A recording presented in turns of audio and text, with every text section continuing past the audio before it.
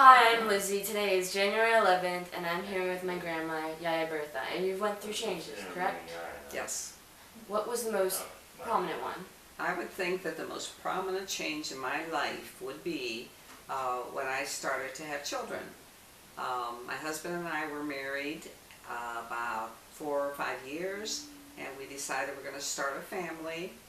And I always wanted 3 children for some reason. I can't explain why, but that was in my... So we did have a little bit of a hard time because I did lose a child at first, especially. And, we eventually had my first child, who was your mother, and that was Lisa. And we were so thrilled. And she was just a cute little girl. And we just loved her. And then after her came Mark, my oldest son. That was about 4 years later. And then 5 years after that, we had Chris. He was the baby of the family. And I would say that that changed my life completely, because I was a stay-at-home mom for about 16 years. They were all in school, and I did go back to work. And I worked in the law department of City Hall, and I eventually worked as a secretary to a judge.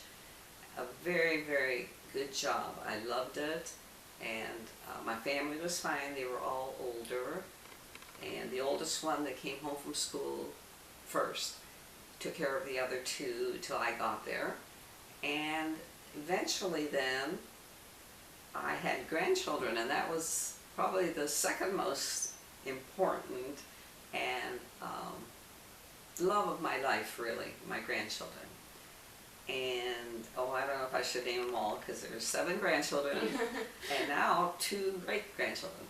And, they are even more enjoyable, because the grandchildren, I could play with them and spoil them, and then they could go home. So they were, the joy of my life, starting with Scott, and then we went to, I have to keep them in order. I was trying to anyway. Scott and Marky. Then came Elizabeth. And Elizabeth, she was a big joy, because I used to watch her a couple of days a week, because her mother wanted to work and had to work. So she was a joy for me. And after Elizabeth, and Elizabeth, by the way, was named after my mother. And her middle name's Irene, and was named after my husband's mother. So she was a real joy.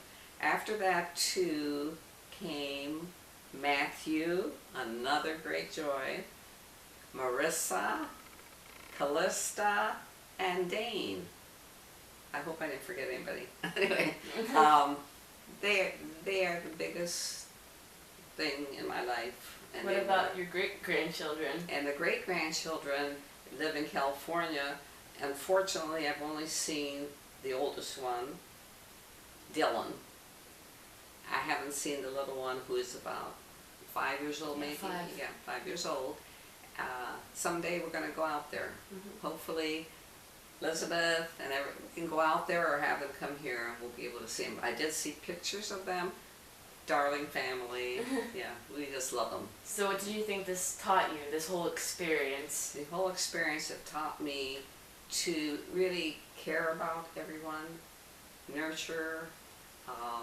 It changed our life, my husband and mine. Our whole life was just around our children and grandchildren. And then finally, they all grew up pretty much. They don't really need us as much, but we enjoy being with them.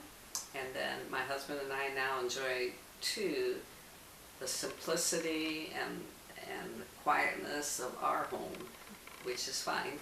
We're enjoying that. We get to see, we are probably the luckiest people ever, because all of our children found jobs here in our city, where a lot of my friends have kids in California and Florida and elsewhere, but I get to see my children anytime I want because they're right in my, so, and most naturally the grandchildren. I think we are the luckiest people that happened.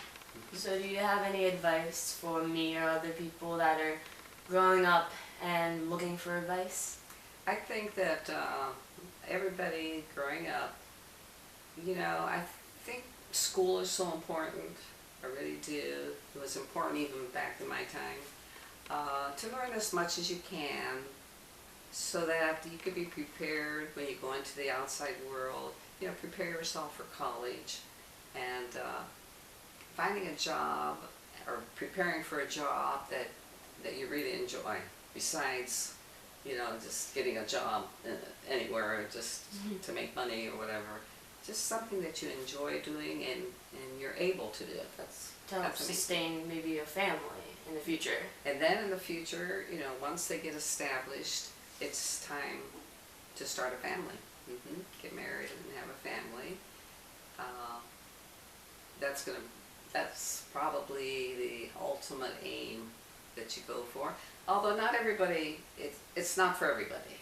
Right. I can't, everybody is individual. There might be somebody that doesn't want to get married or doesn't want, that's fine, as long as they do what they think, everybody's different.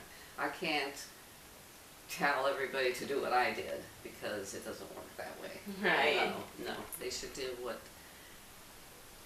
life holds for them as they grow up, old. But I think education is very important.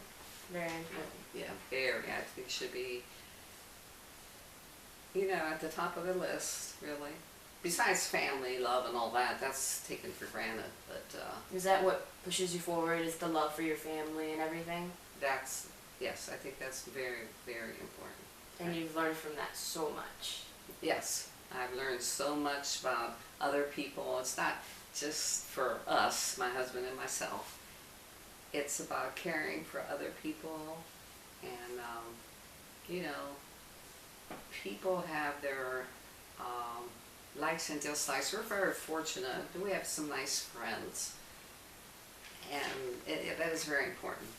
If you want to ask me another question about it, because I'm not sure what all. So do you have anything else to add? Oh my. I think that those, what I said, are the most important things. And there's other things along the way. We have gotten to travel. That was important for us. I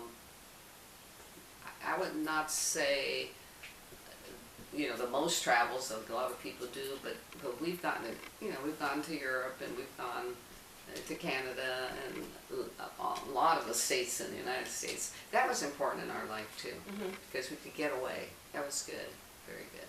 And we love family vacations too. Yeah. We love the ones we go on too, but family vacations always have been fun. Always. Yes. Well, thank you for the interview. Oh, well, I hope I did all right.